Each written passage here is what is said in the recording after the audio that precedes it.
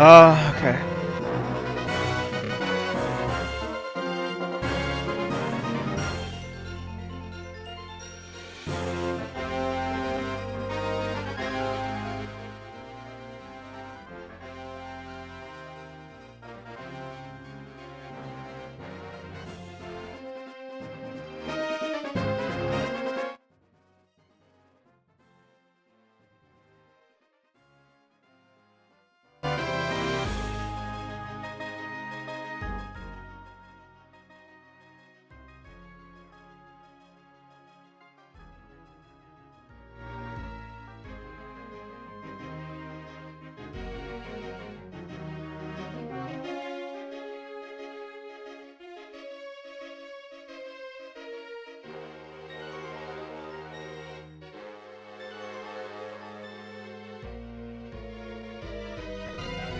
This way of engaging with discourse, I think, has always been frowned upon, but for some reason is starting to get some more support behind it, and I just fully disagree with it. I think that this is genuinely just a, big threat across the board to just the entire space. Like, if discourse becomes, fearful of, litigation flying back and forth, it's going to stifle a lot of voices and stifle some very, legitimate criticism down the line. It's just not something I want to see become commonplace. Now, I did also have a brief conversation with iDubbbz about this as well, letting him know that this really is a horrible thing that he did to try and make his point. And he agreed. He said that it was a legitimately awful thing that he did to make that point, and that it was a genuine, sincere apology that he was issuing and how regretful he was from it. So I did have a conversation with both sides of this to make sure I had a full clear picture of where everything was and what this was all about. I don't know how it works in Canada, if the complaint is public or what. But if you look at it, he emphasizes throughout that he does think it's a serious accusation that needs to be investigated, and that he doesn't think it's a joke, right? Now I know people are like, well, why don't you sue Destiny for saying it? Well, Destiny made it immediately. First of all, this is a comment from Destiny, made in passing. Ian put it on his screen for 2 hours during his main broadcast. Destiny made it clear that he was not being serious, right? Pretty much immediately after writing it. Nobody was like, yo, Destiny made this claim that Ethan molested his children. Oh shit. No, people knew that when Destiny said it was he was just being a dickhead. Or, he was being a giant fucking piece of shit, right? But he immediately afterwards made it clear that he didn't actually think that.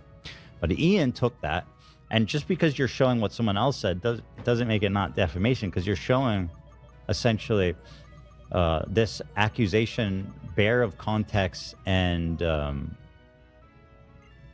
also kind of saying that you think it's true, right? Now, after hearing Ethan explain that, I actually made the noble sacrifice of going back and watching the entire iDubbbz stream segment with this in it when he was talking about it. Boy howdy. I'm not a hero. It was brave, but I don't need your flowers. That was agonizing. It was heinous, even. It was brutal. This whole segment where he was talking about that, I think, was really, really rough. But I don't recall at any point throughout it him actually trying to argue that it's a legitimate thing or trying to convince his audience that it's real. So I know one of the big things is that it came from iDubbbz, who has actually met Ethan and his family. So there's this air of credibility around him saying something like this, but that's just not true. He's not even trying to say anything about it is credible, even outright says that it's not, that he doesn't agree with it. So he's not trying to present it as a real argument based on, any of his experiences knowing Ethan and his family. Also, I will say that I think Ethan Klein is terrified of this guy. So it's just kind of legit.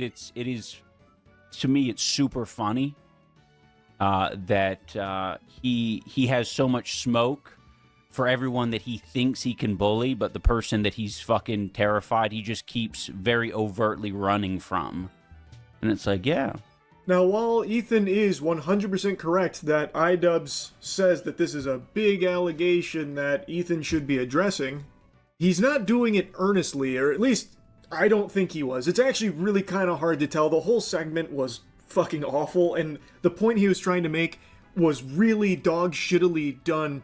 But what he's trying to say is that clip right there at the end, where Destiny said this extremely outrageous, outlandish, disgusting thing about Ethan, and yet Ethan doesn't have smoke for him, but he does for the other people that he's gone after through lawsuits.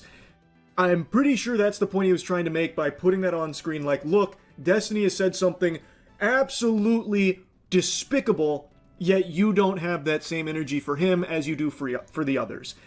Unless I've blanked out and like erased moments from my memory from this segment, I don't recall him saying that this is like a serious thing he believes in and is presenting it as such. Like about Ethan is this, and this is a real allegation that really has a lot of water to it. Now, this doesn't change the fact that what iDubbbz did here is completely awful. To try and make this point using that kind of comment with something as monstrously evil as that is just so fucking low. It is.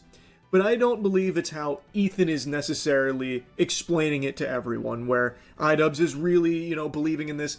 iDubbbz came over to my house, he met my family, now he's going out there saying these things. It is extremely scummy because he did meet his kids and everything, and now he's putting a comment out there like that. That is very scummy, but he's not using it to try and make this claim that Ethan is those things. He's trying to use that to show that Destiny has said something so fucking terrible, yet you are not approaching him with the same energy you have everybody else. That is the point he was trying to make, I think, throughout that segment, at least from everything that I saw when watching it. Granted, it was very hard to sit through, but I'm pretty sure that's what he was trying to get at with that there. But I think that was a terrible way of going about it. Now, Ethan also addresses why he's not suing Destiny as well, and he's saying because Destiny cleared up that he wasn't being serious right away. I don't understand that. I'm not gonna lie. That's not making sense to me. Can't wrap my noodle around it. It's not computing. I think it is a very disgusting statement. 100%. He's not wrong for feeling like this is a terrible thing that's being said about him. That is a line you don't cross, talking about people's children in a manner like this. It's gross. It is gross. So then why is this defamation lawsuit reserved exclusively for iDubbbz with a nice big bow on it, but not also extended to Destiny, the genesis of that comment? Does that not just prove the point that I believe iDubbbz was trying to make in the first place, which is Destiny, for some reason, can say these atrocious, abhorrent things about Ethan, and for some reason, Ethan doesn't have the same anger towards Destiny as he does someone like iDubbbz. Now, I guess with iDubbbz, you could then say, well, iDubbbz actually did meet his children and stuff, so it's an extra level of fucked up, which is fair. I do completely agree. It does add another fucked up rancid layer to this lasagna here, where he did actually know Ethan and his family, and would use a comment like that to try and make his statement about, like, being soft on Destiny or whatever. But I still just don't understand why Ethan is willing to just be like, yeah, but Destiny, cleared up that he wasn't being serious. He was just goofing around. He was just being a dickhead. What?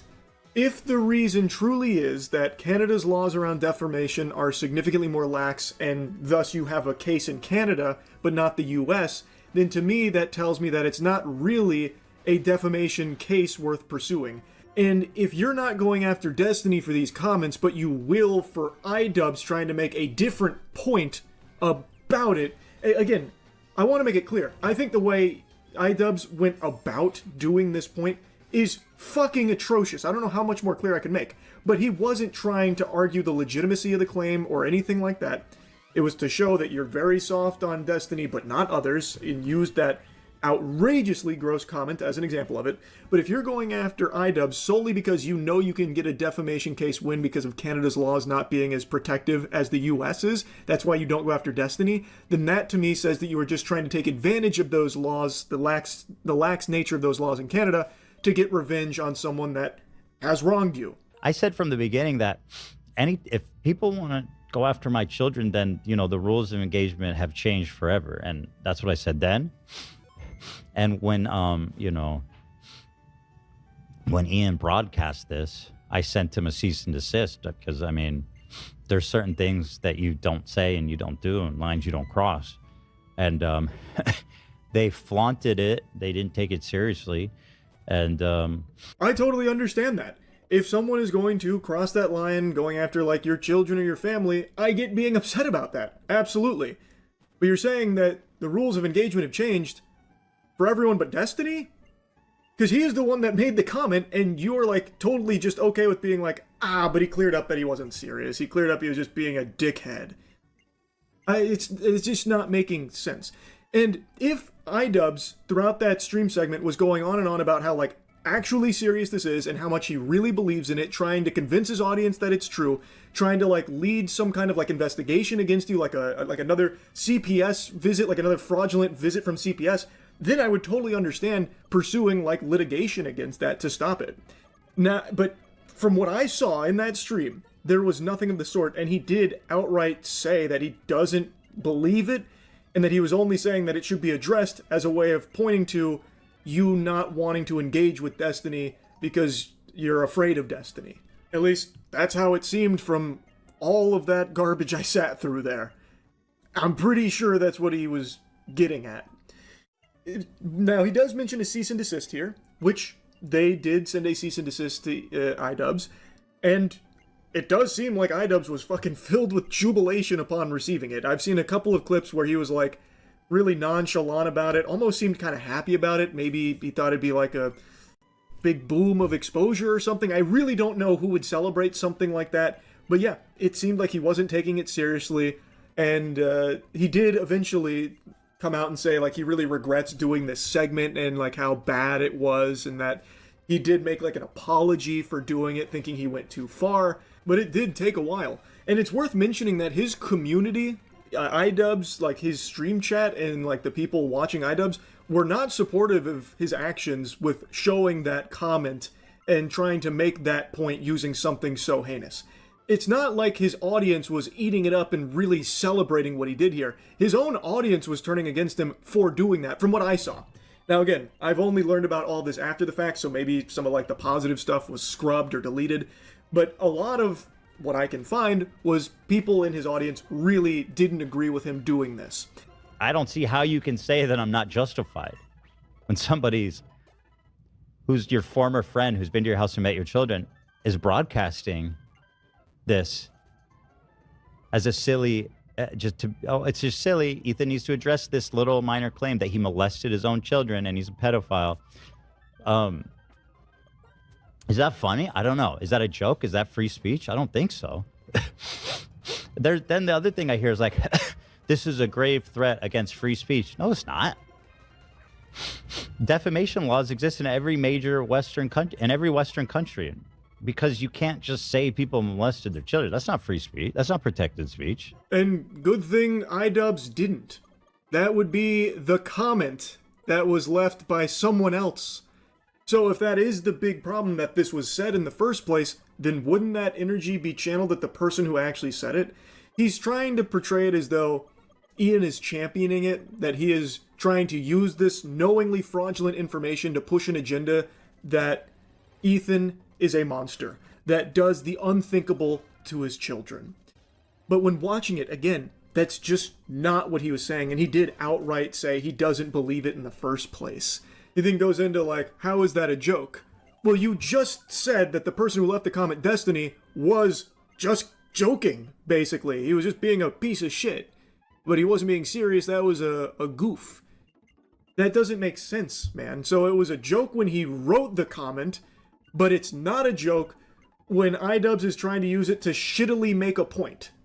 And it wasn't even making a joke about the comment itself, just more so that you weren't getting upset at Destiny for making it in the first place. You can't accuse someone of committing a heinous crime. That's not, if they didn't, that's not free speech. That's not protected speech. It's literally not protected speech. It's actually explicitly carved out in the law as, you know, this is the legal route you take when someone defames you, right? Ethan, of all people, should be very familiar with how defamatory lawsuits can be exploited by those with a lot of money. He was the guy that always fought on the right side of these kind of battles. And now in this case, I really think he's lost his way in that regard. What he is describing here is not even what iDubbbz did. He's talking about, you can't make these comments, that's not free speech. Destiny made the comment, man. Literally.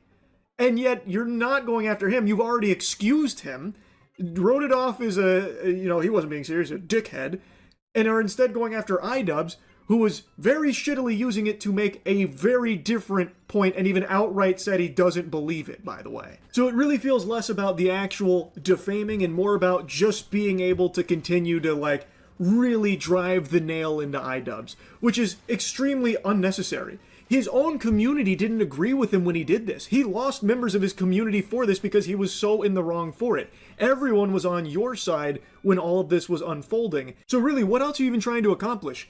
He came out of that much worse, and he outright apologized for it, admitted how wrong he was for it, and everything like that eventually, which is a significantly bigger L than a legal one in the eyes of the internet, to be that wrong and that much on the wrong side of the drama. By every possible interpretation, you won here. You proved the claims were fraudulent, they were false, they're not real.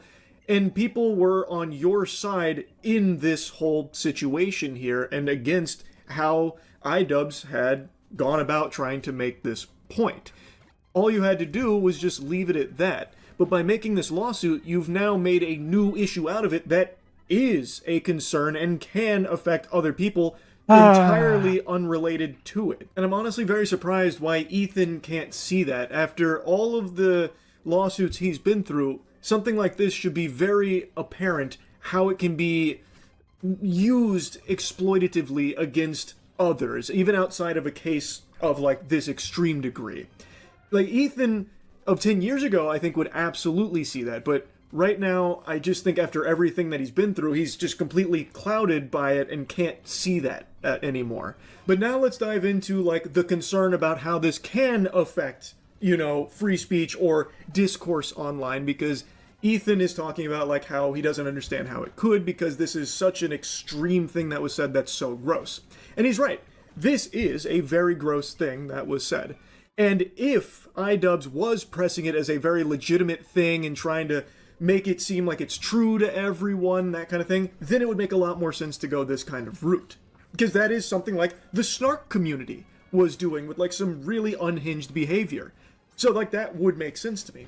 But that's not what happened here, and the reason why this is concerning is because, let's say Ethan does win this lawsuit here, that then opens the door for other people to come in with less extreme shit. Yes, in this case, it is very over the top and gross.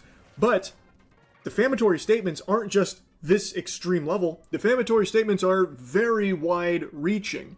And this being something you can point to okay, so it worked for Ethan, it can probably work for me against this guy who said this thing that actually damaged my brand. In Ethan's case, I think it'd be very hard to even prove damages in the first place. I don't know if that's something that's required by Canadian law. I have no fucking clue at all. I know they don't have the same level of free speech protections or anything like that, so maybe that's not even a requirement or whatever. But I think it would be a Herculean task to prove that H3 had suffered a reputational hit or a loss of revenue or a brand tanking because of iDubbbz's stream here.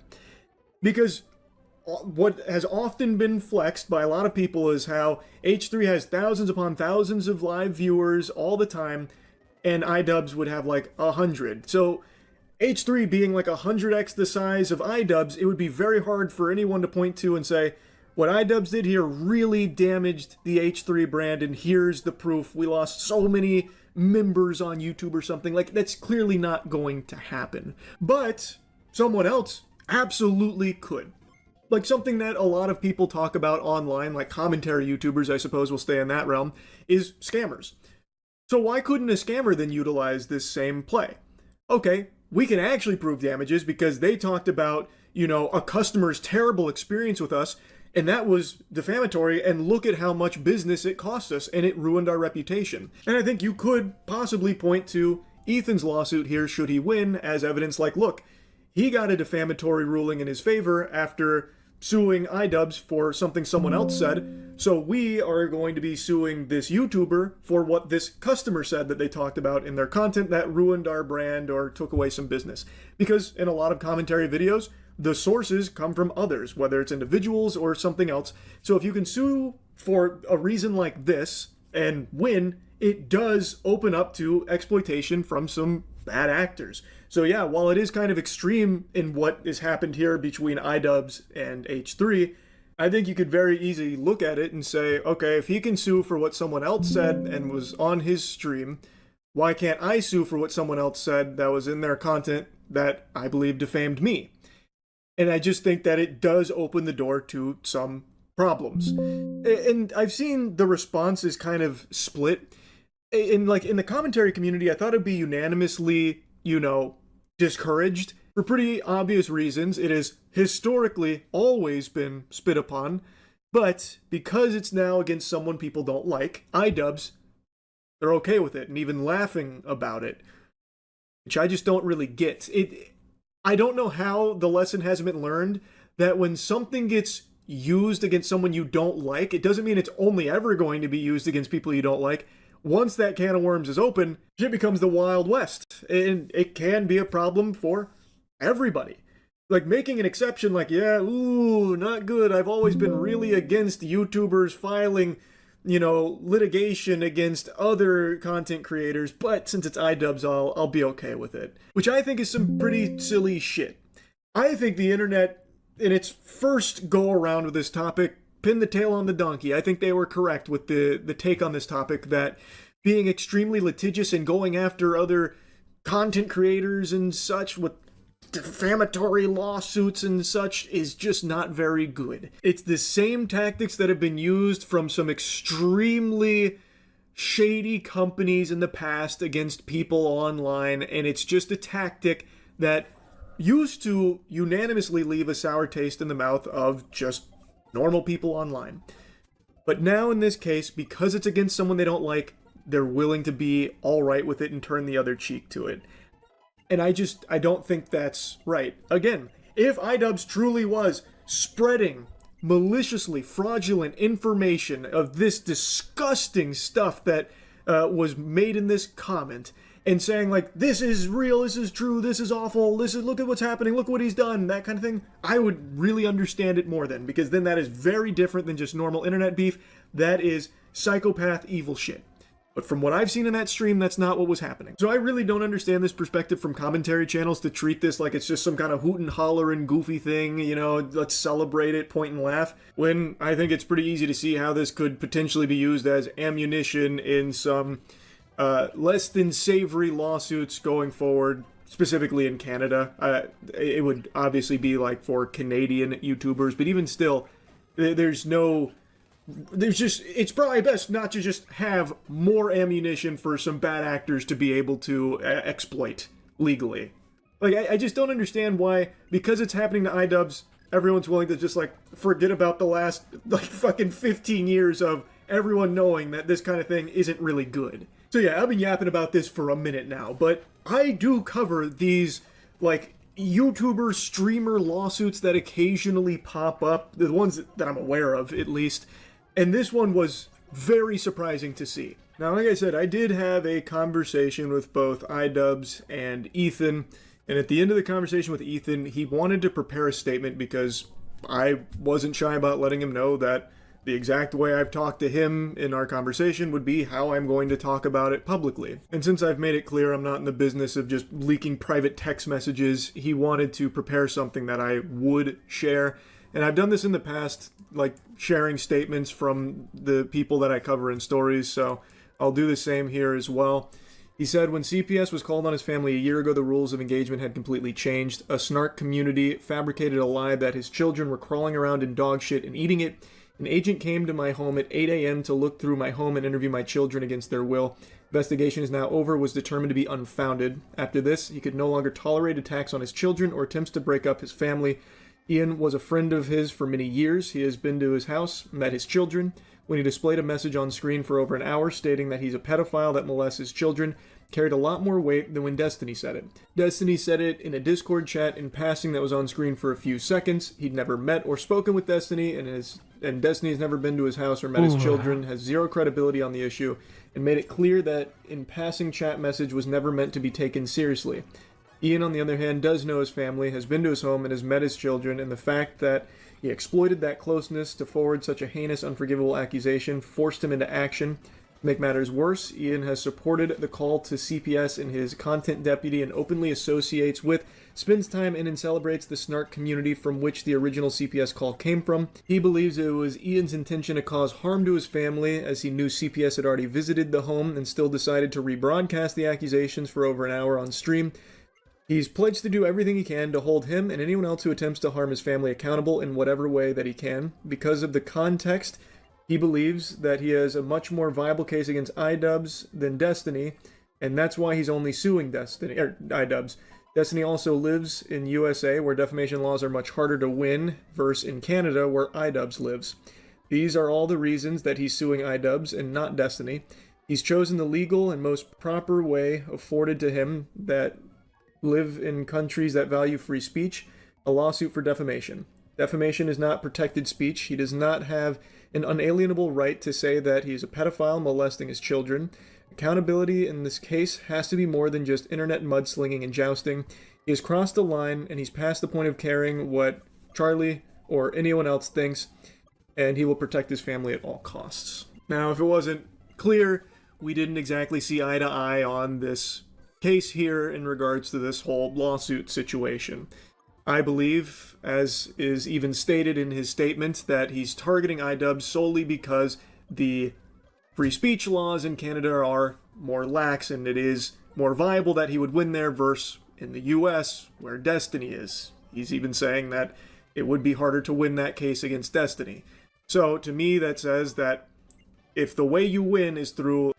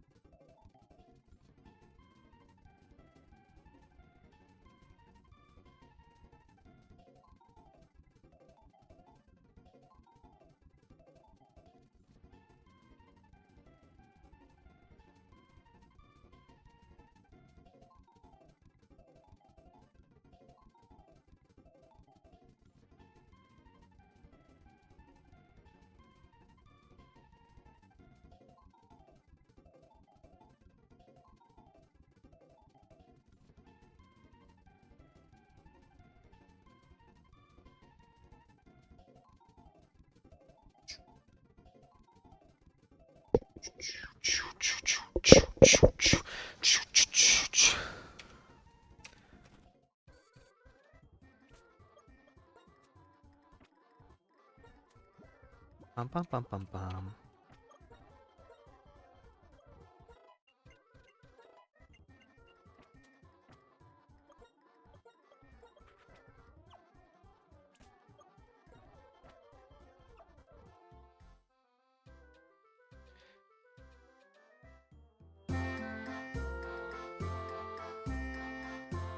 Alright, is the volume good? Let's turn it up a bit more. Okay.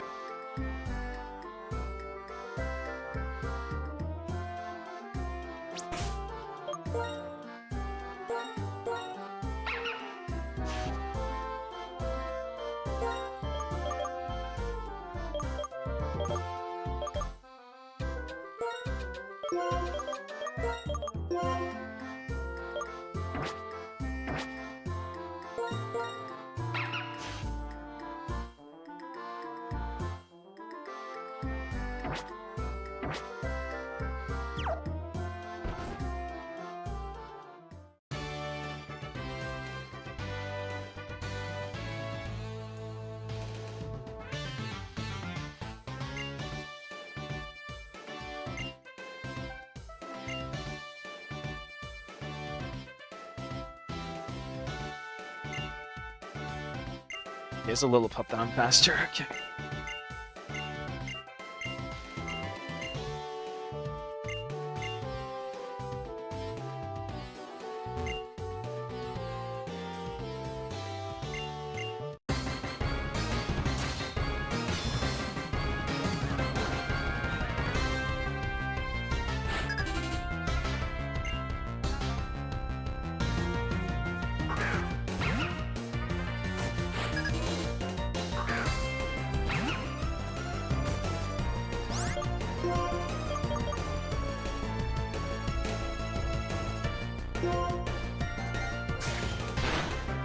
Jesus.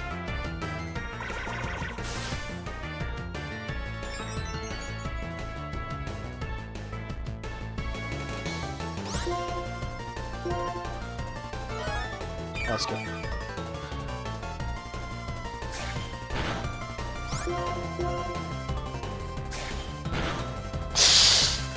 Oh, good flinch, good flinch, good flinch.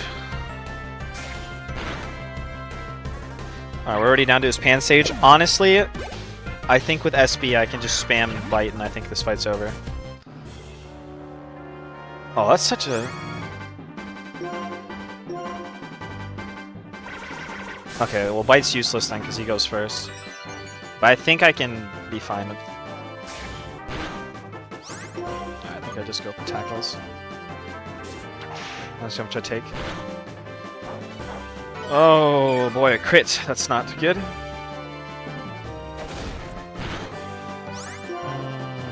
Well, I think if he doesn't crit me, I just win the fight. Alright, good. Got him! Oh, and with the crit. Nice. To a level... Next girl, level 20. Okay.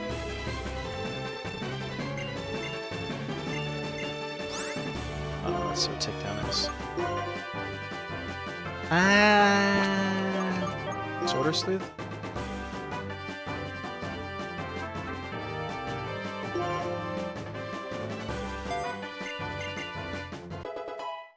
Yeah, not too worried.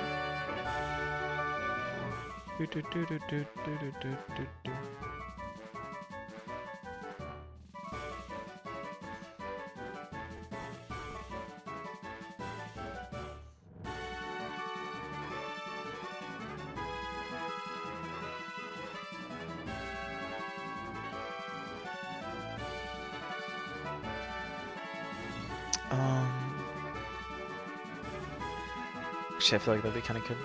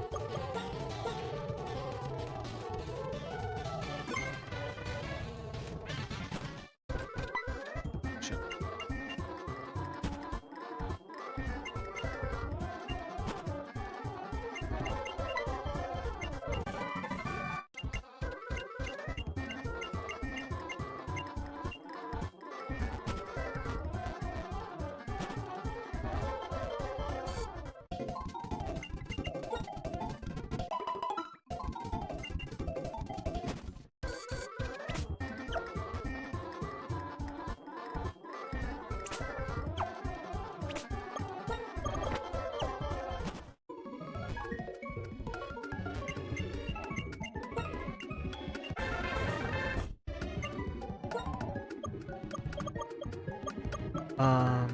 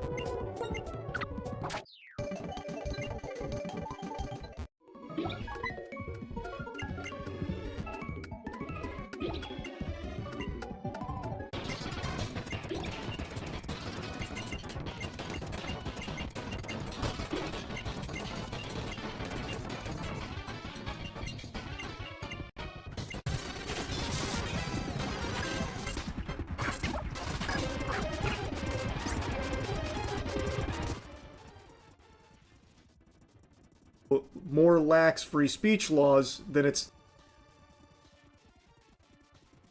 Boom!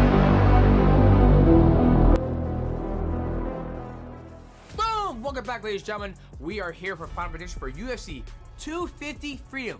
Now, ladies and gentlemen, this card is stacked from top to bottom. The main event, Ilia Topuria taking on Justin Gaethje. Alex Behaden making his heavyweight debut for the interim championship against Cyril Gane. Now, guys, this is stacked from top to bottom. I'm super excited for this card. Now, let's start with the first fight. We have Mercer Rufi taking on Michael Chandler. When this fight got announced, we were all waiting to see who Michael Chandler was going to fight, because at the end of the day, we thought he was going to fight Conor McGregor. They did the Ultimate Fighter, and typically after the Ultimate Fighter show, the coaches would fight. But Conor McGregor, he's been booked to take on Max Holloway. But they didn't leave Michael Chandler hanging. They matched him up with a very dangerous striker. You look at his Instagram, he's spinning back, all types of shit. This is an exciting fight because Michael Chandler is one of the most exciting fighters inside of the octagon, and he's taking on another exciting fighter in the octagon who is looking to knock him out. Now, let's look at the keys to victory for Michael Chandler. Now, the key to victory for Michael Chandler is that he needs to get on Rufi immediately. When you look at all Rufi's fight kicks, and he's not scared to exchange. But the one thing we know, when somebody's a dynamic striker, what do you need to do? You need to get all over him. He needs to wrestle. He needs to close the distance, get across that void safely, and put Rufi on his back. Key to victory number 2 for Michael Chandler is that he needs to trust his coach. He had Paddy Pimblett, and when he came back to the corner, he told Henry Hooper, he goes, I'm having a hard time getting to him. And I'm sure they trained that inside the gym. He's got to use a lot of feints, elevation change, and his trust, his hands, and his speed to get across that void in order to get his hands on Rufi and get him to the ground. Now, let's jump to the other side of the octagon against Mercer Rufi. He has a very, very explosive, a dynamic style on the feet. So, there's no secret. Key to victory number 1 for Mercer Rufi is keep the fight on the feet and always keep Michael Chandler guessing. That's the only time I feel like we've ever seen Mercer Rufi in trouble, is when somebody's able to get their hands on him or stifle his footwork. And when you look at Rufi's last loss inside of the octagon, it was when BSD was able to get across the void and grapple his way to a victory over Rufi. So Rufi's got to make sure Michael Chandler doesn't stifle his footwork and not get taken down. So with all that being said, I'm gonna have to go with Mercer Rufi.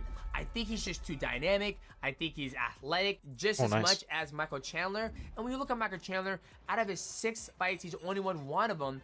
and I feel that he's having a hard time finding a way to get a W inside of the octagon. Great athlete, love him to death, but I think we're getting Michael Chandler at the very tail end of his career. He had a lot of wars in Bellator, a lot of wars in the UFC, and I think he's going out there to have a good time, and there's nothing wrong with that. But I think for Mr. Rufy, I think he has his eyes set on gold, and first stop is he's got to beat the brakes off of Michael Chandler. So I'm gonna go Rufy on that one. Now guys, when we're talking about UFC 250 Freedom, you guys gotta know this video is sponsored by Prize Picks. Now Prize Picks, a daily fantasy sports game played directly from your phone. It's very simple. Get on your phone, download Prize Picks. When you do that, use my promo code MIGHTY. Cool promotion going on right now for new users. Play $5 and you get $50 instantly in your lineup, and they have everything under the sun. And right now, when I'm looking at the board, I'm liking what I see. You got Ilia Topuria taking on Justin Gaethje. They think he's gonna land 52.5 significant strikes. I like less with that. Justin Gaethje tends to get an exchange. He's gonna get dropped, or Ilia Topuria's gonna get dropped. So I like less with 52.5 significant strikes. Okay, I like less with fight time. Josh Hokett versus Derek Lewis.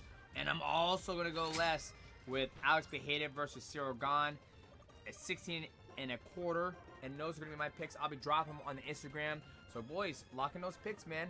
Now let's get back to the final predictions of UFC 250 Freedom.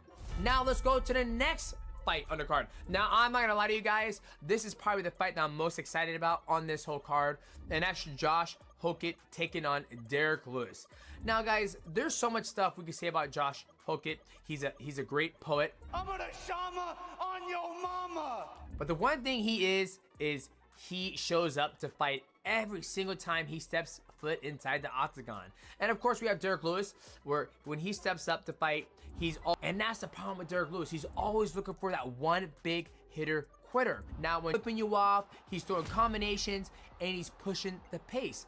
Now when you look at Josh, he is an athlete. He was a fullback for the San Francisco 49ers. So he's super athletic. If you guys don't know what the fullback position is, it's the guy in front of the tailback who's designed to go up and blow up the hole. So when they say hype, he runs to the hole and he's fucking clearing it out the way for the tailback. So super athletic, he's got a great gas tank, and he's not scared to exchange with anybody. But I'm excited about the fight because how Josh goes about it. He's beating you up and he flips you off, and I just have a good time. It gives me deep belly laughs.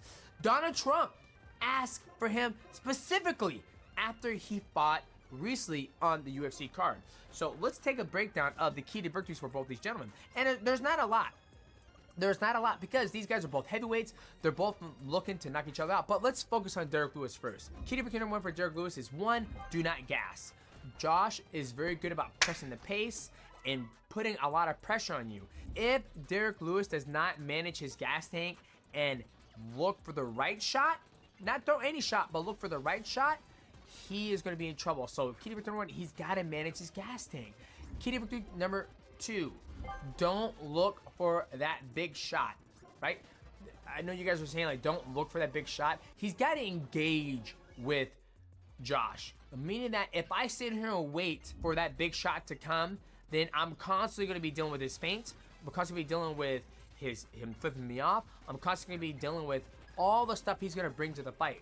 But if I come out in the fight and I get in a rhythm and I start popping my jab out there and get some head movement, work my way into the fight, that shot will present itself because I'm engaging in the fight. So those are two different terminologies. Don't look for the shot, right? I don't want him sitting there doing this, looking for the shot, because you're taking all this information in.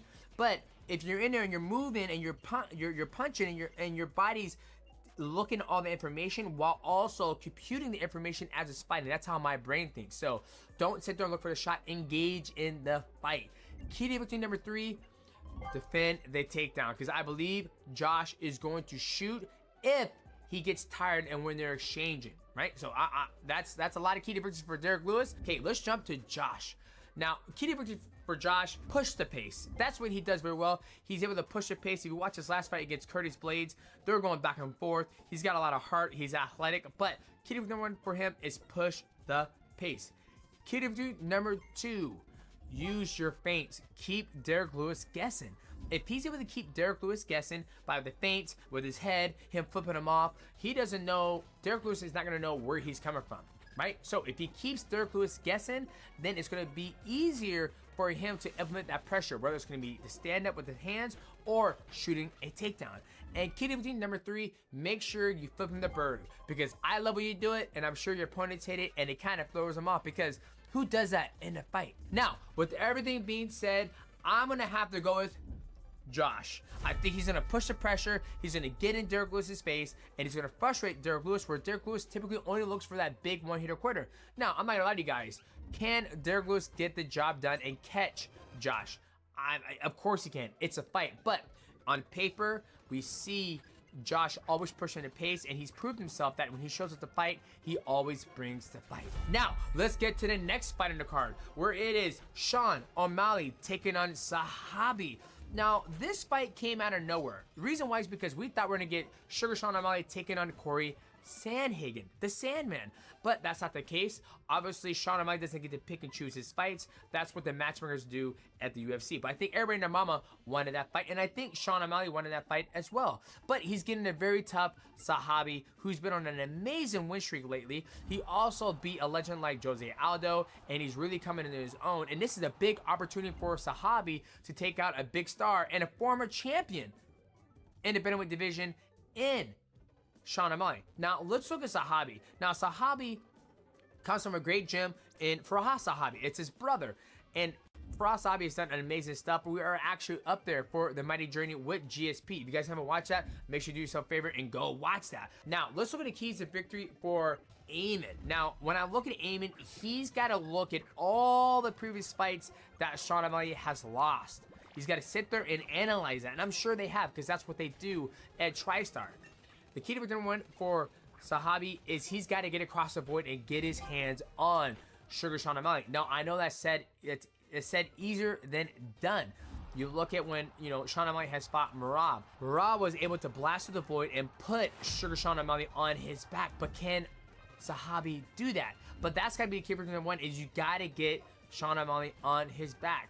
Key to number 2, you always have to play at the edge of the void with Sean O'Malley, because Sean O'Malley isn't an athlete who's going to blast a double leg, who's going to put you in the clinch. He's looking to snipe you. If you stay outside of the void and always keep him guessing if you're going to elevation change or move in and out, if Amin Sahabi can keep himself outside of that void, it won't give Sean O'Malley the opportunity to line up that sniper shot. The longer it takes Sean O'Malley to line up that sniper shot, the longer Amin has the opportunity to cross the void and get O'Malley on his back. He has a big opportunity right now.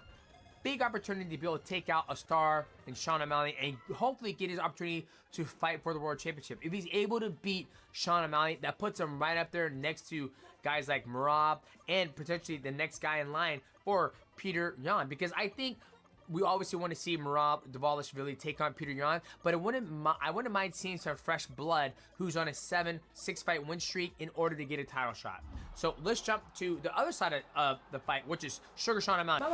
He gets his hands going, and it's absolutely beautiful. I mean, he has highlight reels after highlight reel. Sean O'Malley, since he's lost his fight against Merab Dvalishvili, he has came back and fought Song Yadong, which was a great fight. He was able to, but like I said, it's very hard to stop Sean O'Malley when he starts moving and he starts feeling himself. So key to victory number 1 for Sean O'Malley is that he needs to get himself into flow state, meaning that he needs to get himself in a position where he doesn't allow the person to come across the void without paying a penalty. He does a good job not allowing getting taken down. He has great takedown defense, and that's when he's in his flow state. If he's able to get himself in that state of mind where he's moving, he's stretching his hands, and he throws his cross to the body, that's where he's his most dangerous. So he's got to get to that point in his mind. Key difference number 2 is that he's got to keep Amin guessing. I know it's hard to say keep Amin guessing, because we know the tools that Sean O'Malley is going to use. It's going to be his hands and his feet and his knees. But if he's able to do what he did against Cheeto Vera, get Amin's hands up high and not knowing where the shot's going to come from, switching angles, going from southpaw to orthodox, I think Amin is not going to be able to keep up with Sean O'Malley's output when he starts going.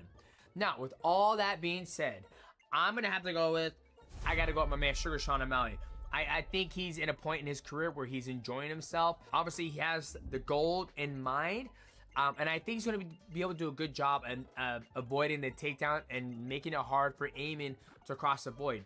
Now, like I said, if Amin does his homework, and comes up with a very good game plan and is able to execute, get across the void, and put in Sean O'Malley on his back, then Amy can win. But I think Sean O'Malley is so good at, like, he fights more people who doesn't want to stay on the feet. He fights more people who wants to take him down.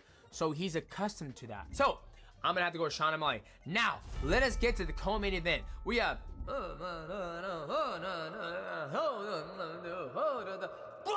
Holton's back, motherfuckers, and he's taking on Suragan at heavyweight. You know, I miss doing that. I felt like every fucking week I was doing, this motherfucker was fighting so often. It was a joy to do that fucking dance, and I get to do it again Saturday. Oh, excuse me, Sunday at UFC 250 Freedom. Now, this is an interesting fight. One, when you look at an athlete who goes up in a division, in a weight class, how do they put the weight on? Do they go on a strict lifting regimen? Do they eat great calories? Do they put the weight on? Do they come up looking shredded at 250? Well, and the last time we saw Alex Pereira fight, when he took out Magomed Ankalaev, it was in October and it was at 205. Now, is this enough time for him to put on the weight properly to go to 265, which is the heavyweight limit? I don't think so. But we're gonna see how his body moves at 265. And this is my vision of, if I was to go up to let's say I was gonna fight at 155, right? Because I can't break 150 pounds to save my life. I would try to not blow up to 155. I would just eat normal and actually I'll probably eat more calories and put on some muscle, and that's it. Whether that's me getting to 145 or 148, I'm not gonna push myself, so when I jump on the scale, I hit 155. And I don't think, like John Jones, when he put the weight on, it wasn't a shredded fucking 265. It was more of a, you know, he made heavyweight limit. So it'd be kind of interesting to see how his body has put on that weight. Is it fat? Is it actual functional muscle? We do not know. The thing we do know is that Sean O'Malley saw him and he looked at his ass and he was like, man, I kind of want to take a bite out of his ass. Those are his words. You know, obviously I heard that on his show with him and Guru. But how is Alex Pereira going to move at heavyweight division? We're going to find out. Now, he's fighting a guy who is a natural heavyweight who moves good at heavyweight. I think the only person who moves just as good as Suragan at heavyweight is Tom Aspinall. But when he fought Tom Aspinall was having a hard time getting to Suragan. Now, is Alex Pereira going to have a hard time getting to Suragan? Alex Pereira, when he goes about the fight, he looks to take out the legs, basically give his opponent a flat tire, and then he looks to get across that void. And he's a guy who gets, when he gets to that position, when he gets to that flow state where he goes bop, bop, bop, bop, bop, bop, or he jabs him, he's always looking for that jab and slip 2-3-2. So if he can get to that position against Suragan, I think he's going to knock out Suragan, right? But Suragan has great footwork. He has great kicks. He's always tricking. He's always going out. He's more like a touch point karate fighter. You know, I don't know if Suragan, he does have a knockout. He knocked out Tai Tuivasa, but Tai Tuivasa is on a 7-fight losing streak. So, but he does have knockouts. So let's go to key to victories. Let's go to key to victory number 1 for Suragan. Key to victory number 1 for Suragan is that he has got to be on his horse. He's got to be moving, and he's got to check that fucking leg kick that Alex Pereira is so good at. Alex Pereira throws that calf kick. If you don't check it, say goodbye to your movement. Gotta use his movement, like he did against Tom Aspinall. He was going to southpaw, orthodox, moving around, going lateral, not allowing Tom Aspinall to blitz him. But Alex Pereira is not a blitzer. He calf kicks you. Once your movement is shot, then he'll start to exchange for you, baiting you to come across the void and throw a shot, and he's gonna slip in 2-3-2. And key to victory number 3 for Suragan, use your size. Now, when I say use your size, you can use your size in the clinch. You can try to wrestle. You can try to lean on Alex Pereira. You have a smaller gentleman come up to a division that he's never fought in. How is his body going to move at this division? So we can find out from key to victory number 1, defend the leg kicks, check it. Key to victory number 2, move around, be athletic. You've been at this division before and you've moved around with this weight. Key to victory number 3, use your size and put it on Alex Pereira. Now let's get to Alex Pereira. His key to victories. Key to victory 1, he needs to get that leg kick going. I know I say it all the time. That is his greatest weapon. You guys might not believe me or agree with me, but I think that's his greatest weapon. You look at all the fights. I just watched this fight against Yuri Prochazka. Boom, he kept kicking the legs, the calf kick, and Nobody checks his calf kicks. Nobody does. So he's able to take a shot at the calf and not take a big price. So key difference number one, he's got to get that calf kick going. Key difference number two, work your way across the void to get Sirgon, because we know Sirgon's going to be going back and forth, moving and making it hard. John Jones made it look easy because he just blasted a double leg and was able to get Sirgon down and finish him with the guillotine choke. That's not Alex Pereira's style. He likes to work his way across the void by throwing leg kicks and then, you know, hands up here and always constantly moving. So he's got to work his way across the void very slowly and methodically. So with all that being said, who do I have winning in this fight between Alex Pereira taking on Sirgon? I'm gonna have to go with Potan. Reason why is because I feel he's more engaged to fight. Now, that's not taking anything from Sirgon. Sirgon's a big dude. He moves great kicks, but I just, this one's hard because I was talking to some other athletes and I think Sirgon can't beat Alex Pereira because Alex Pereira is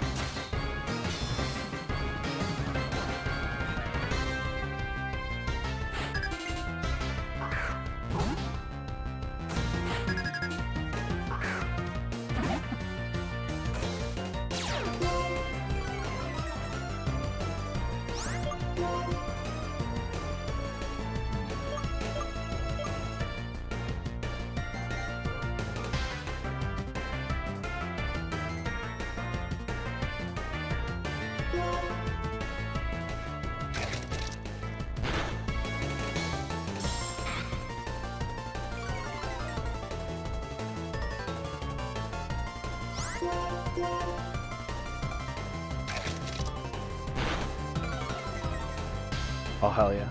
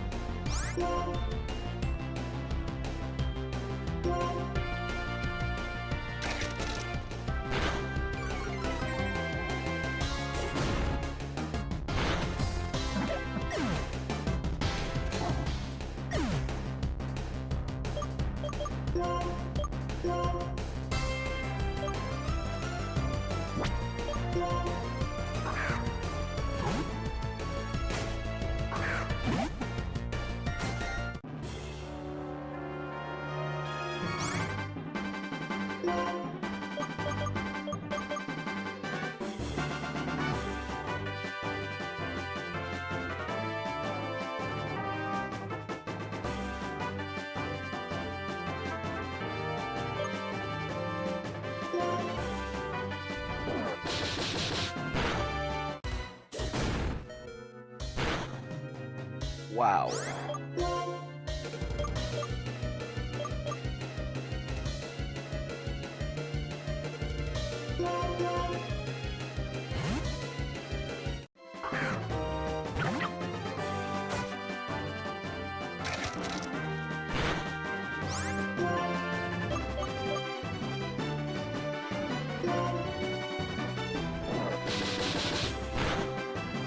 Nice.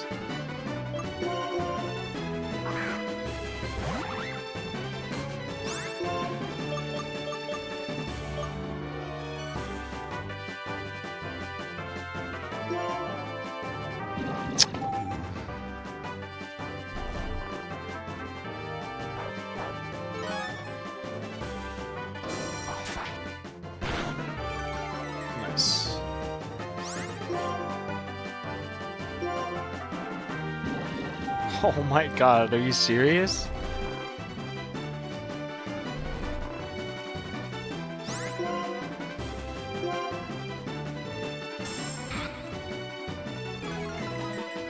Oh, please wake up. Oh, thank god.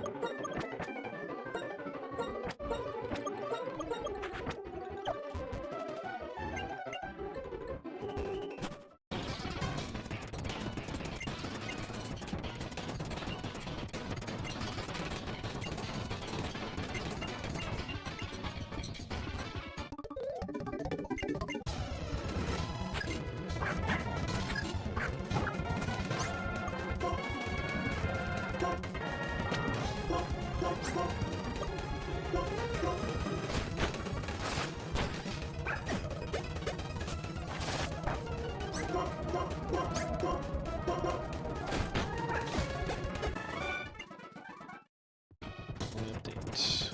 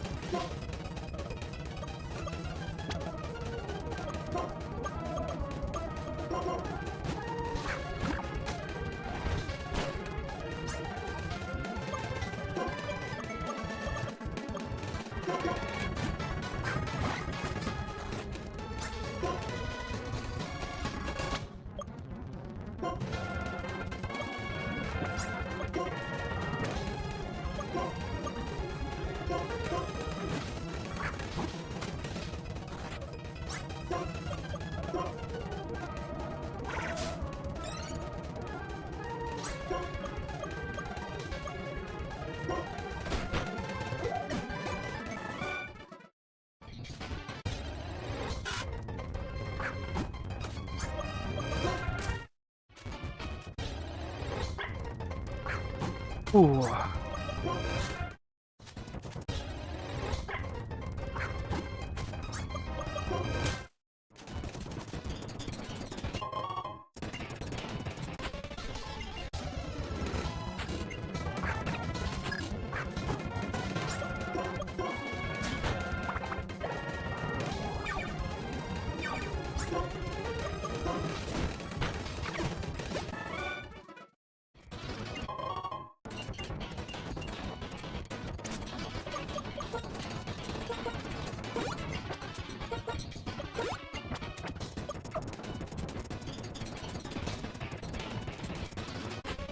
Oh my god.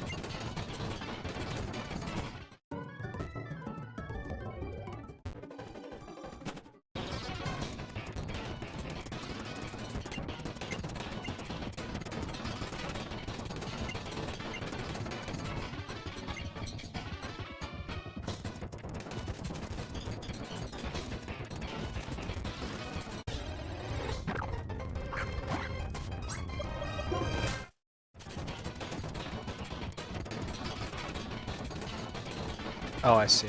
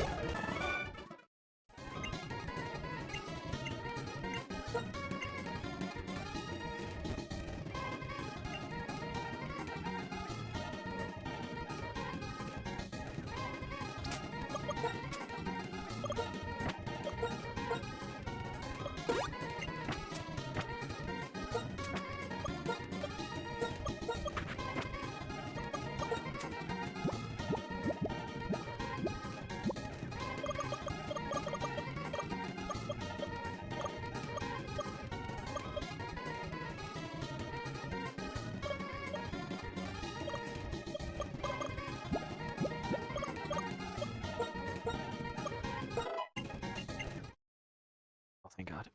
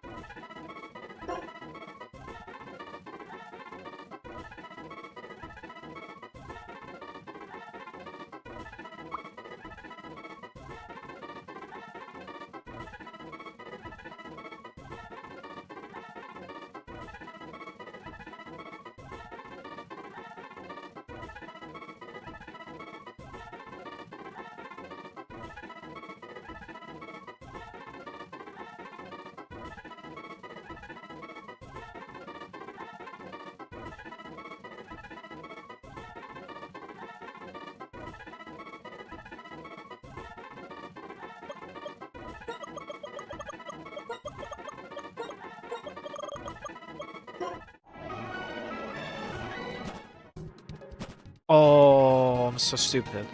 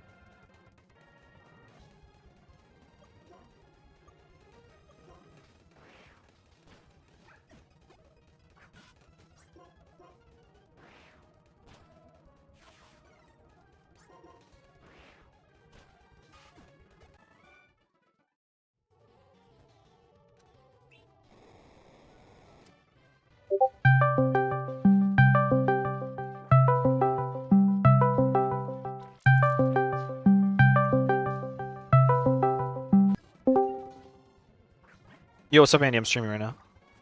Oh shit, what are you doing? I'm just playing Pokemon. What's up? I see. Just wondering what's going on, man. My foot's feeling Yes. better. I haven't been doing much, but it's feeling a lot better. I'm excited for next week. Are you excited? I'm so hyped, bro. Dude, I can't wait to actually like play like an actual Dude. person. I was feeling good, man. I was feeling good too, bro. I showed Jarrett the footage. He had a couple. He had a couple good laughs. Did you show him my basket? Yeah. We did. See me point to the dome. That was good, bro. Actually, did the Brody League update our stats yet? I haven't checked. I don't know. I'll go look at it right now. I'm averaging a double single though. Double single. Alright, let's see what we got. No, they haven't updated it just yet. When does it update? I'm not sure. I know, like, if you look at the Oshawa D5, there's already some people on it, but I think that's from because there's Sunday nights and Thursday nights. I think the Sunday nights already started. So they have their stats. Probably, like, within the next, like, day or two. I don't know. I'm just excited to see how, like, accurate it is. I mean, I guess that mine is just, like, very simple. Mine's literally just 2 shots, 2 points. I don't think I got any assists or like rebounds or anything like that. I got a block and 3 points. Dude, nice. I think 1 foul, I think, or 2 fouls. Jared said he'd be down to play with us, like when we play at the park. Hmm? Like, you know, we play at Curtis Park. Yeah. Yeah, Jared said he'd be down to play. Dude, Yeah, I want to shoot get in some numbers. fights. You gotta chill, bro. Dude, something about it just activates something primal in me, dude. I'm telling you. I think, I don't know. I've always wanted to be in a fight just to see what it was like. But, like, at the same I time, might get man, my ass kicked. I mean, it just depends on the guy, you know. Like, I think if it I was like, feel like I could confidently beat most of those guys in a fight that I would pick a fight with. Like the people that I would pick a fight with, I'm like, yeah, I'd beat them. yeah. But, like, I think I would be, like, if I had a, like, straight, like, fist fight, I think I would lose most of them. I don't know how to throw punches, but I'd be just throwing fucking wild out there. I don't even think I would I'd literally fight. just run. I literally would just wrestle. Because I'm confident I could outstrength most, like, people that are, like, at least relatively my size. I don't think I could. Like, punching, I'm literally just such an amateur. I have no idea what's going on. I should be hoping for the best. I would throw one punch though. Like off rip, I would just throw one down the fucking middle, and then if that misses, I'm just going straight to wrestling. Oh shit! Oh shit! Oh shit! I'm like, okay. Yeah, because dude, if you're even against like someone who's like semi-competent like with punching, bro, like they'll fucking just swing on you, and you're gonna get clapped because you have no idea, like, not expecting it. Fucking pussy clot. Just built different, you know. I'm just better. I don't know. You know what? I would say, in terms of the basketball runs, I feel like those guys that we played against were like super chill. Like, that is like compared to LA ball, bro. Holy shit, that's just night and day.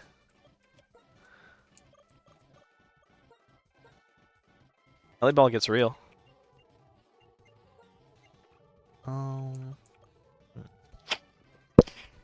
Used.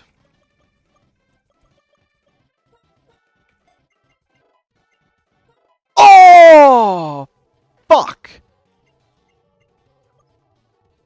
Oh, whatever.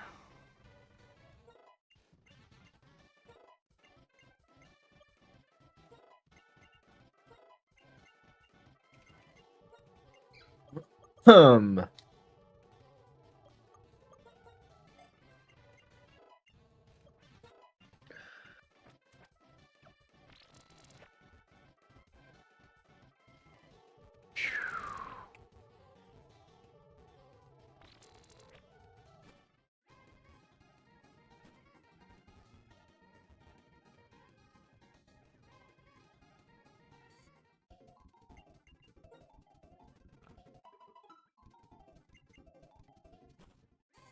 My Be a Pro NHL team has a goaltender problem. What's wrong with it? They're just letting in a lot of goals, and we've always got to fucking pry our way out of a deficit, you know? In your And we're a really good team. wait for House League or your NHL game? My NHL game. Who's your goalie? Fucking Pierre Kochetkov. No clue who that is.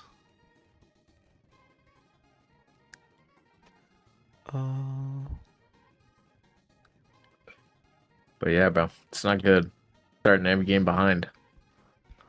Especially because I simulate first 2 periods. It'd be like that. Oh, you only play the first or the third period? Yeah. Is it? I have 222 points in 63 games, 67 games. Jesus. Yeah, bro, I'm probably the GOAT.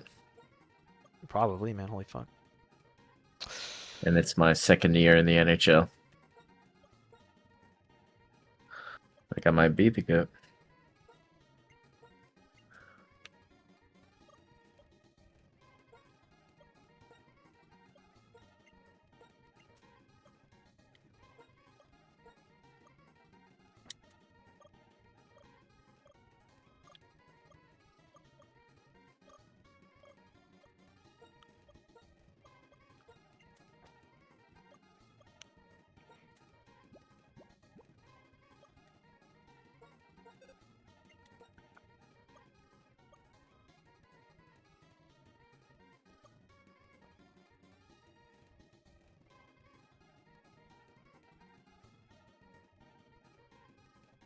Dude, I'm already in Silver Legacy. What's that? I don't know. I got 225 points in 68 games.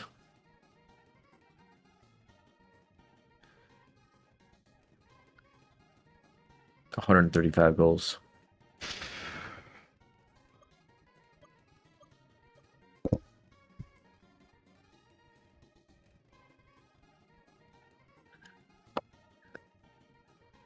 Dude, I wish we played multiple games on one night, though. No, dude, that's way too much. I think maybe just like twice a week or 3 times a week I'd be down. But dude, you're running back-to-back games. That's gonna be a lot. Dude, I could do it. Dude, if you want to play, just come to LA with me and Joey, bro. No, it's not the Get same, though. get your ankles taken. That's the thing, though. Like, there's no divisions at LA. Like, I'd just get cooked. Yeah, those guys are actually insane. Yeah. Like, I just get destroyed. Like, I need the divisions. I feel like we can get a win next week. Like, we played the red team that was playing before us. Oh yeah, I watched their film. They're not that good. I feel like we could get a win, bro. Yeah, I agree. I think we can do it.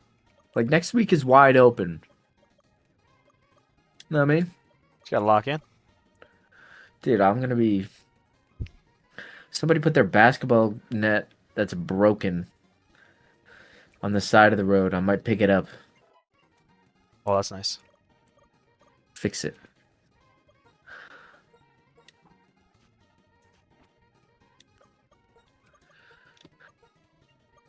Also, the nets at fucking Curtis are not 10 feet. Yeah, they're not. I think they're like 9.5 or something. Like Dude. maybe even shorter. Because I got to the free throw line, I'm like, yo, this is fucking massive. I was like, that's way higher. What the hell? Like, the first one was a straight brick off the front of the rim. I was like, okay, yeah, that makes sense. I think the only thing I disliked was that I felt like it was dark. Yeah, that's what I mean. Like, I couldn't really like, my depth perception wasn't that good. Yeah, it was like, especially going towards like the outside. The sun. Yeah, it was just like super dark.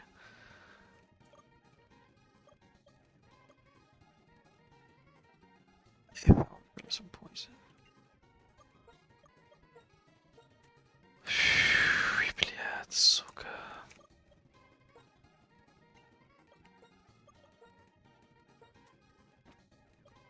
Is there any items?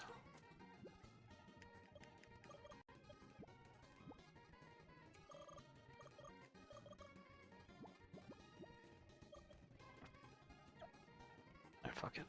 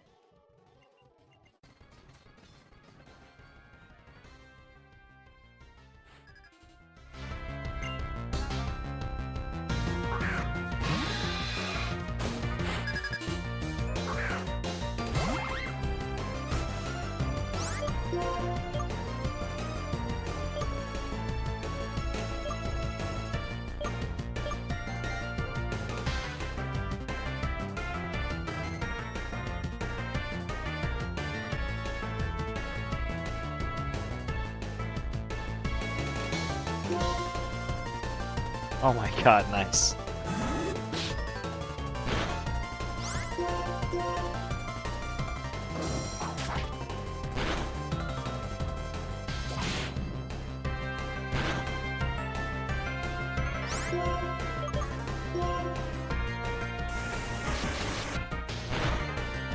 The regular season has ended. Have you ever played any like the playoffs in it yet? Yeah, I won the cup. Oh shit, nice.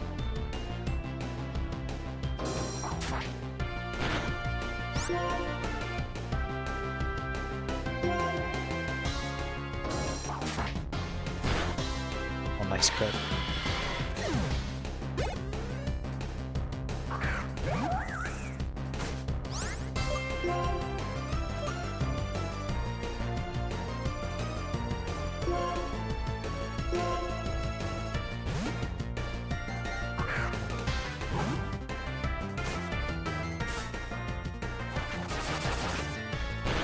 Holy fuck, he took a lot of damage.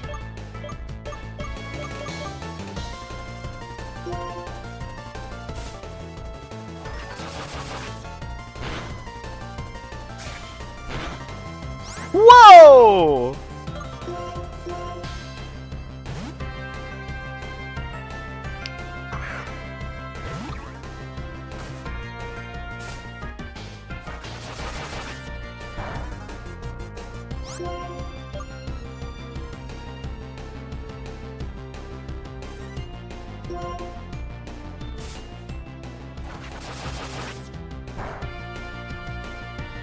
Oh my god, nice.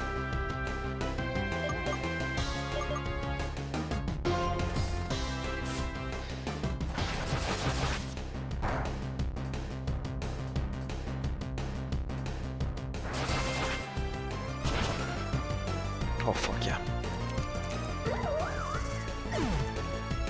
Won the Art Ross. What'd you say?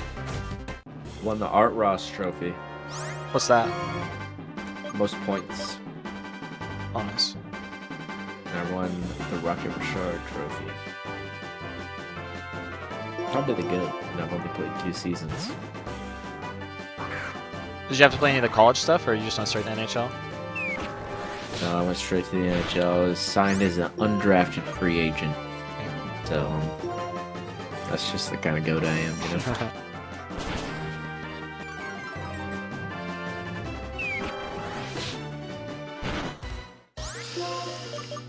Now we're in the playoffs trying to win back-to-back cups.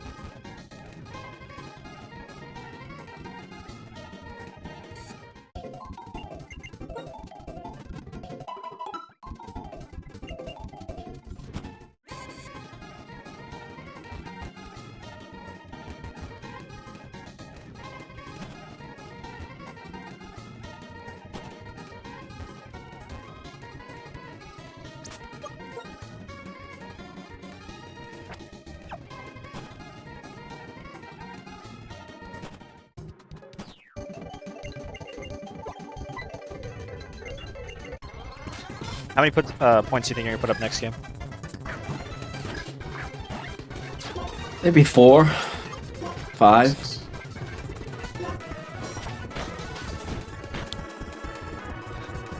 I'd be happy with 4. Just one more every game, you know what I mean? Yeah. What about you? I'm hoping for at least 6. 6 points? Yeah. Because I feel like I can actually play now.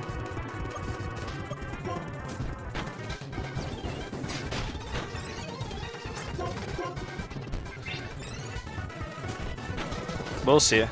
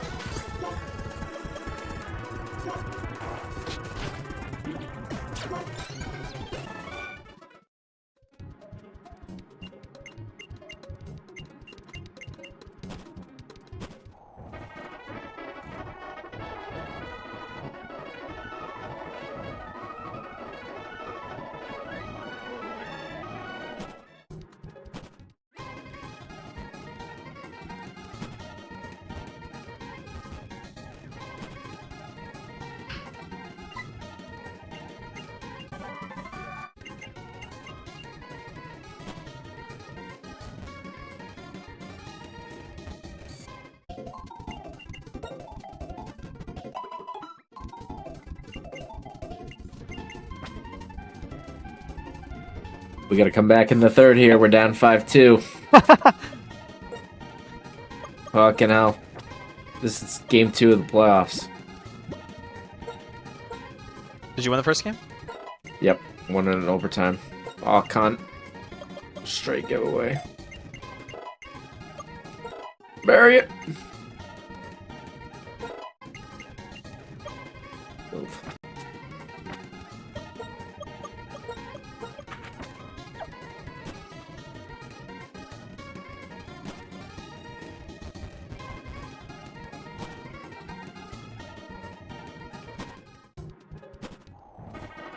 Bury it!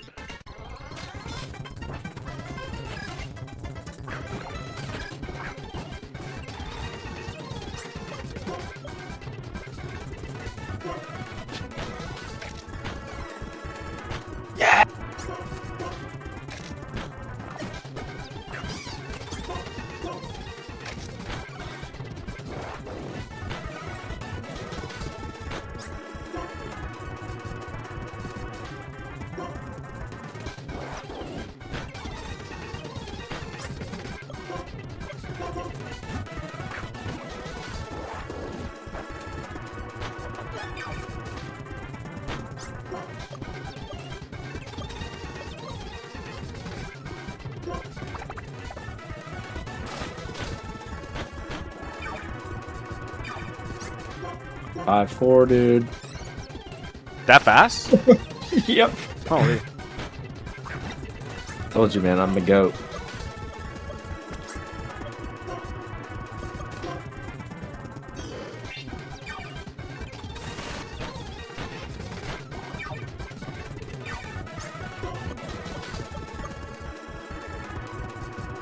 No, dude, they just scored. What's the time? 6-4.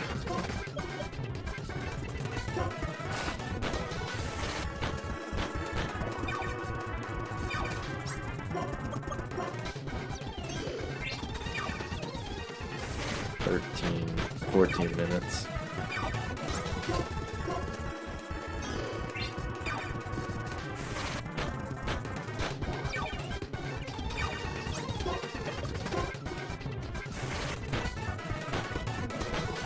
Let's go.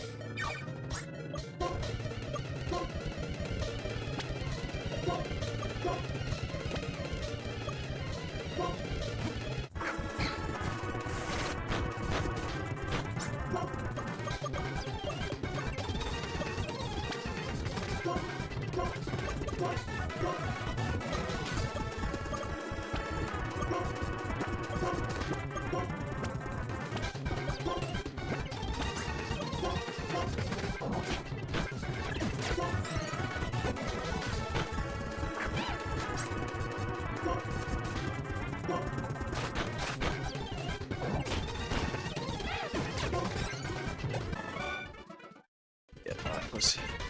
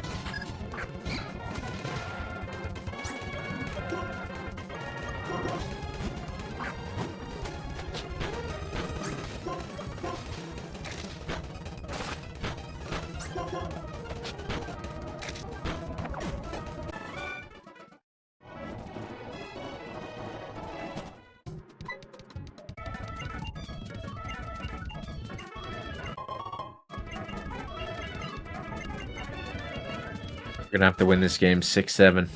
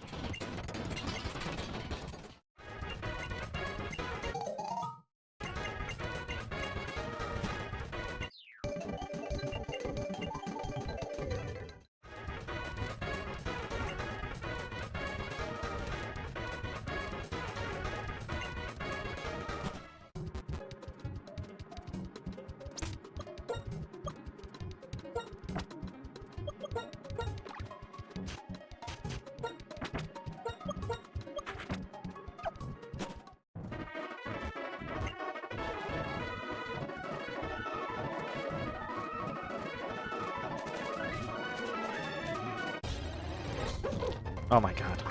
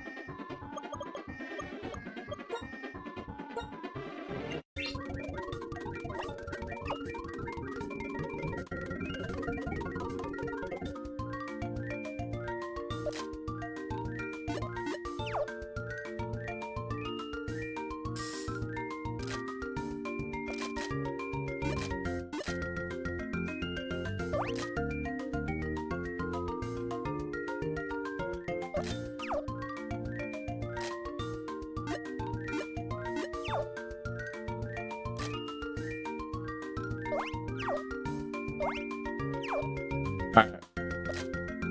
We won the game, basically. Yeah, hell yeah. What do you mean, basically? It's not over, but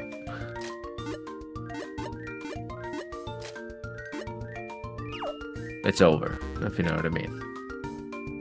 I know exactly what you mean. It's like last night. It's like it wasn't over, but technically it hadn't even started, but it was over. Dude, they were ass, bro. They were missing so many shots. Okay, I feel like if we have our full team, we can beat those guys. Just got a bunch of coordinated white boys, bro. Like, you know what I mean? I know exactly what you mean.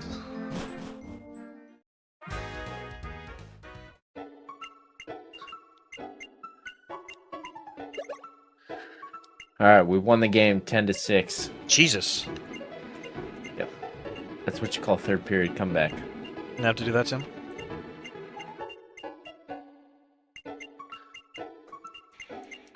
Down 5-2 in the third, win 10-6.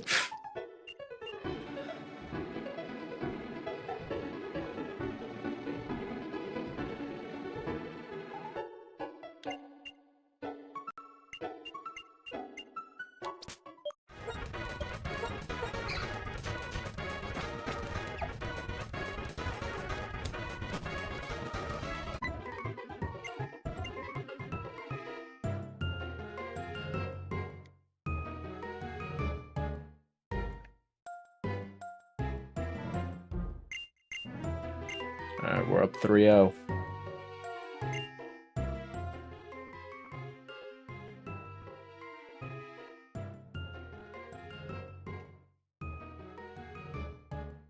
Mhm.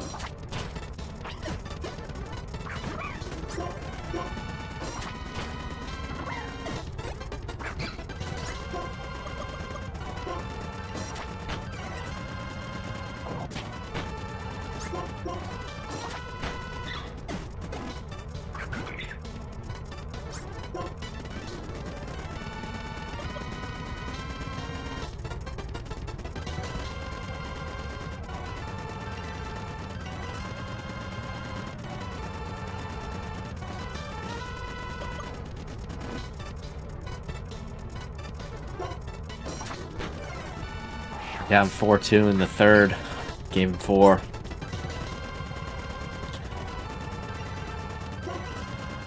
Whatever are we gonna do?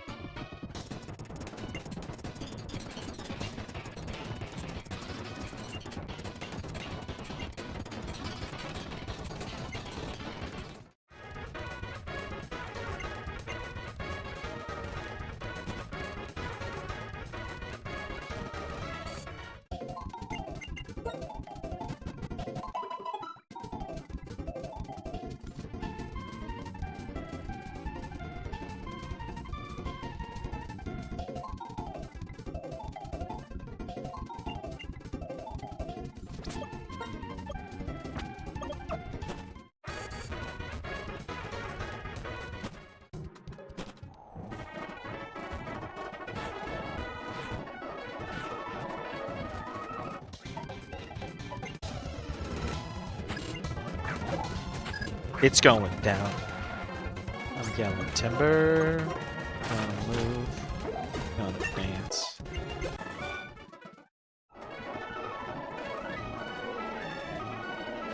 Let's go. Please give me Sandile. Oh my god, Darumaka, why are you here?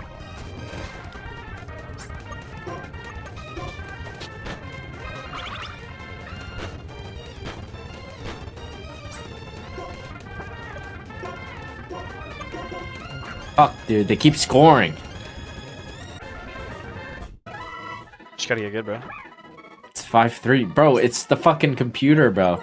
It's our goddamn goaltender, too. We got a goalie issue, bro. We actually got a goalie issue. They have 5 goals on 27 shots.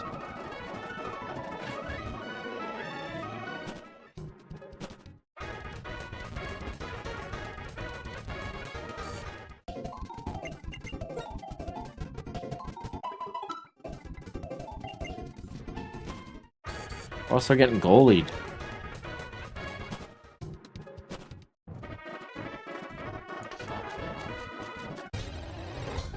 Yeah! I don't know why I'm so excited. I know I'm winning this game.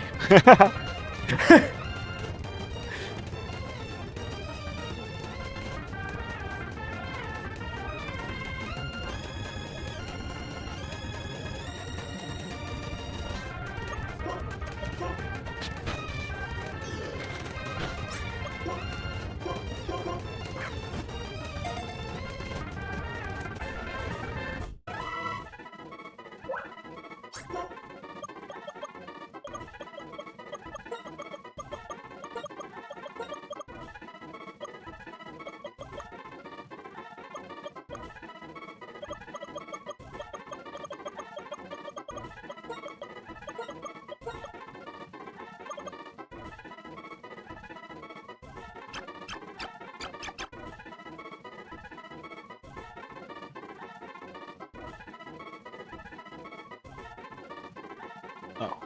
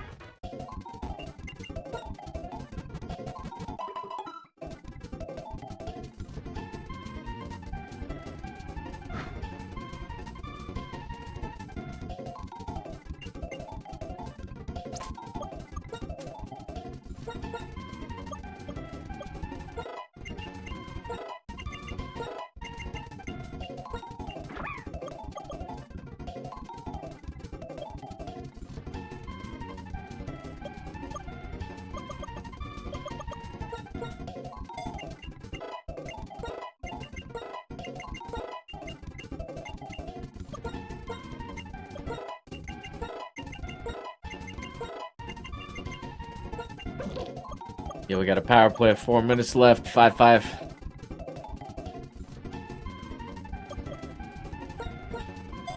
Oh. Scores.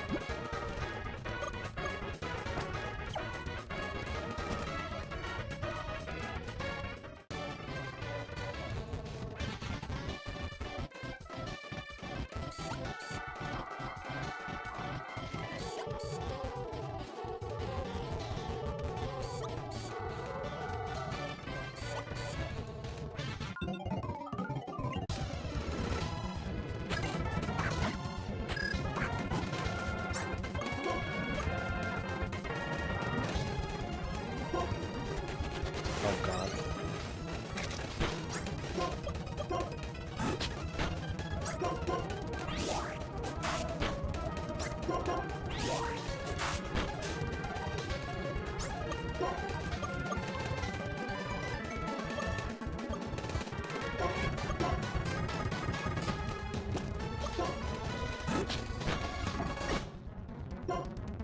Oh.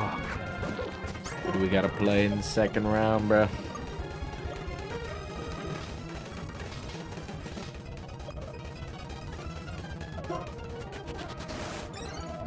The goddamn Toronto Maple Leafs. Maple Queefs. You're right, bro. The goddamn Maple Leafs, bro. Gotta be joking me.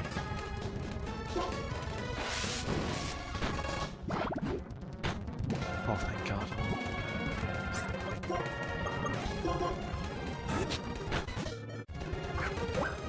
Oh. It was bound to happen.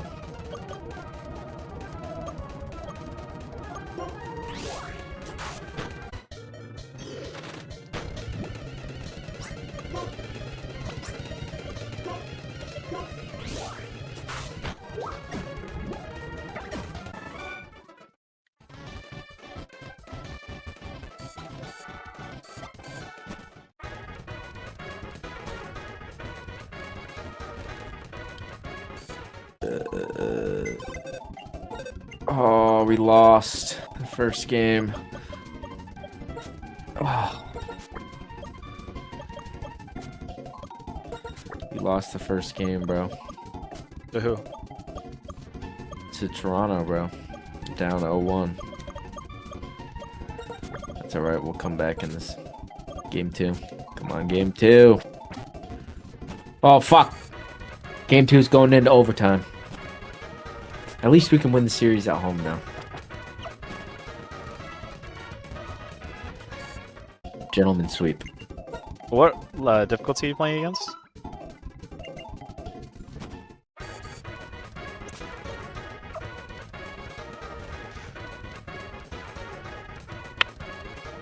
I don't want to say.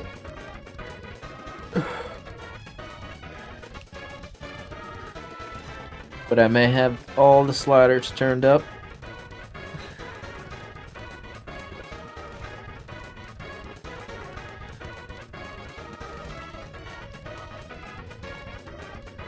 Alright, let's go. Come on. Got one shift to win it all.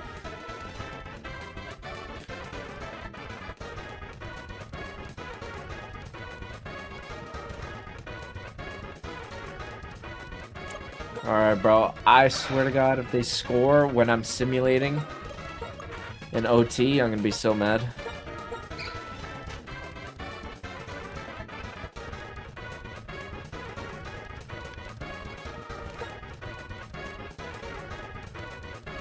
Uh-oh, uh-oh, uh-oh, uh-oh. We're caught, we're caught. We're caught. No! Give me the puck. Shoot it. Score. Dude, I'm actually nervous. What are you talking about? You have so many games still to go. Dude, what if we go down 0-2? Dude, you'll be alright, don't worry.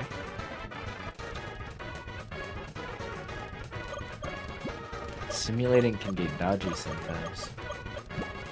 Maybe I should play the whole game. After the playoffs, that makes sense. not at that kind of time.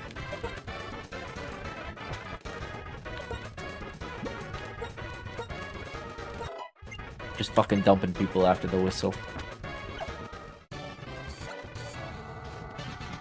Dude, some of my only gripe is like, this is why I like hockey so much. Some of the rules in basketball are so stupid. Like which one?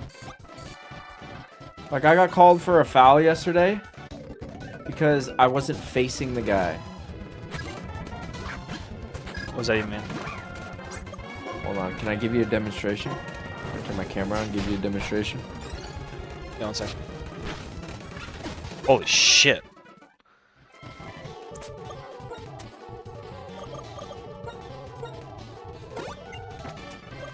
Let me know when your camera's on.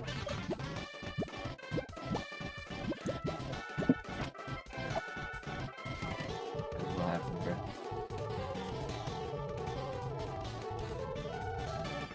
See me, bro? Oh, I see you.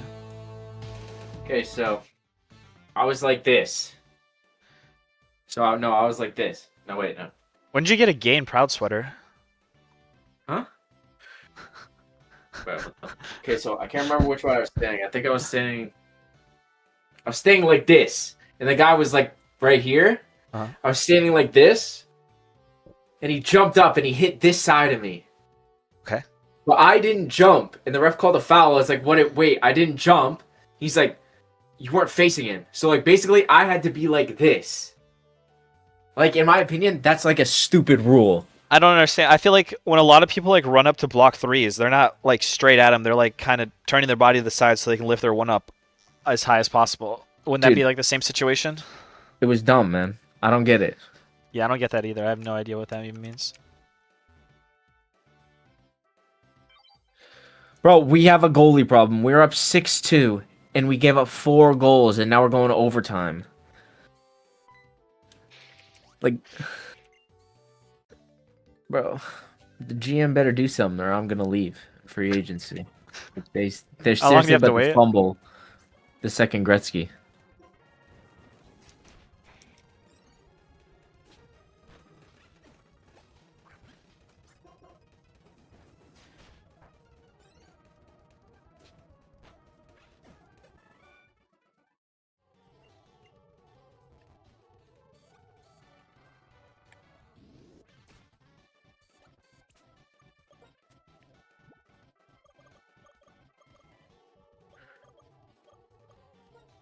At the post.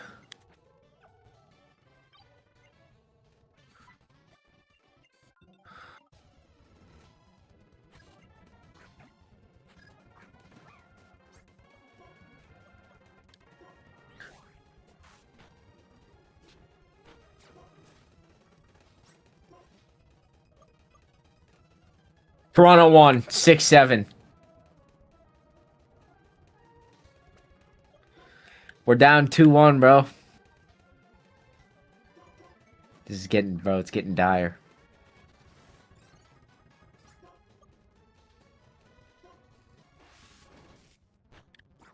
Oh, thank God. Oh, thank God.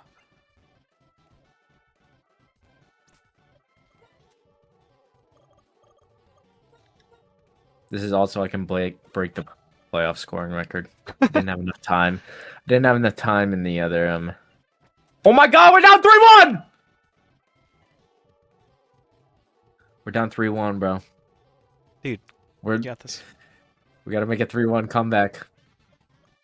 At least we got Game 7 in Montreal. Okay, toxic spikes. Toxic spikes.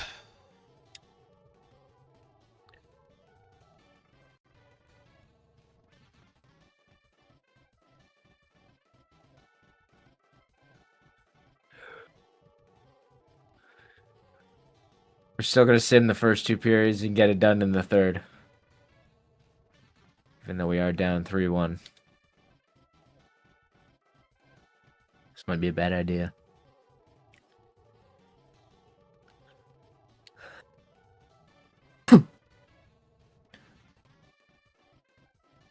All right, we're only down one. Let's get it done.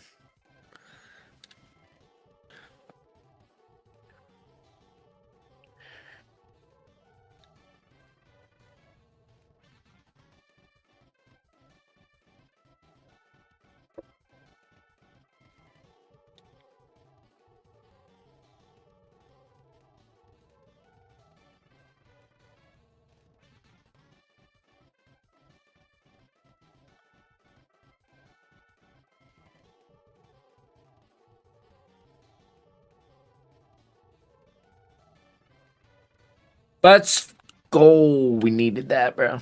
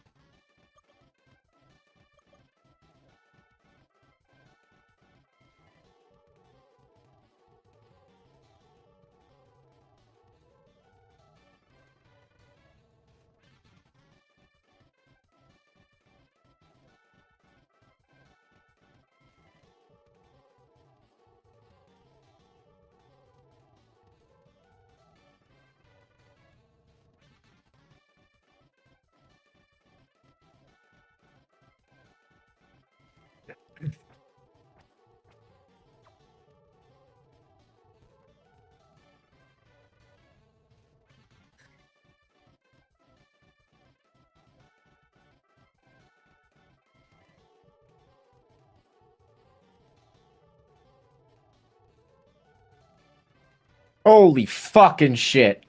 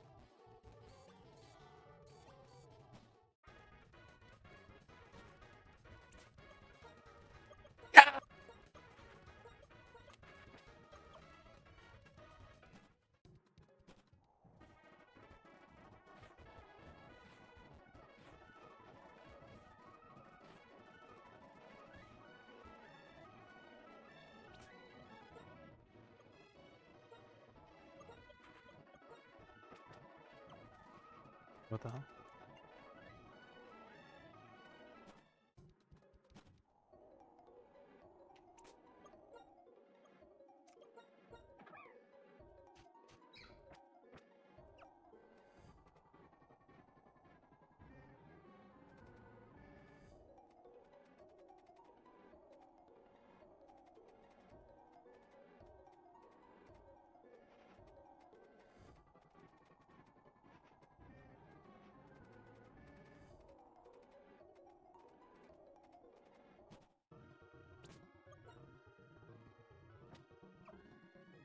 Oh my god, please. Oh my god.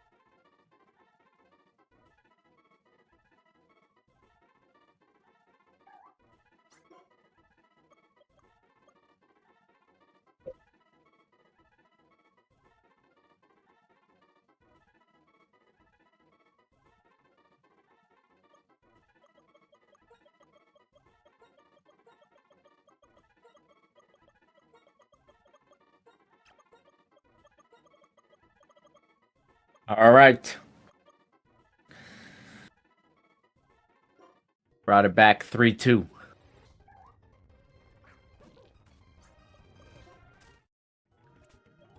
Two more wins, bro.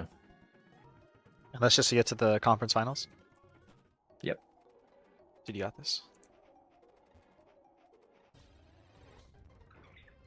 Sigala.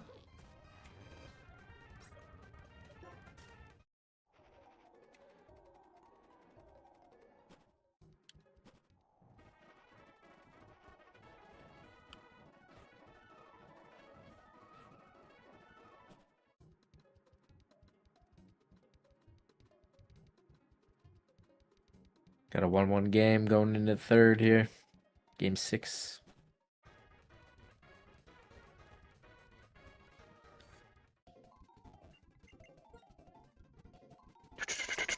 Okay.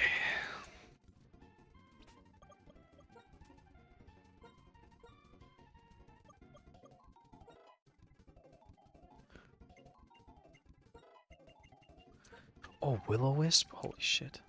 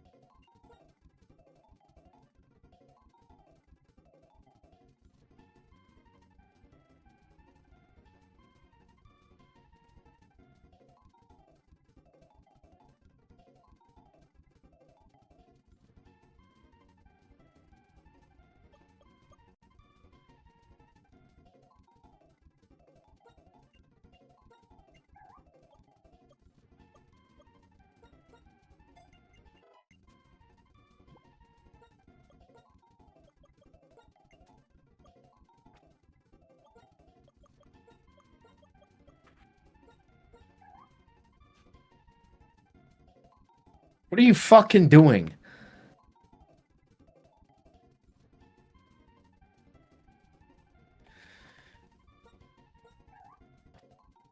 We're up 2-1 in a goddamn playoff game trying to come back in the series, and you're putting it between your legs on the goddamn fucking breakaway?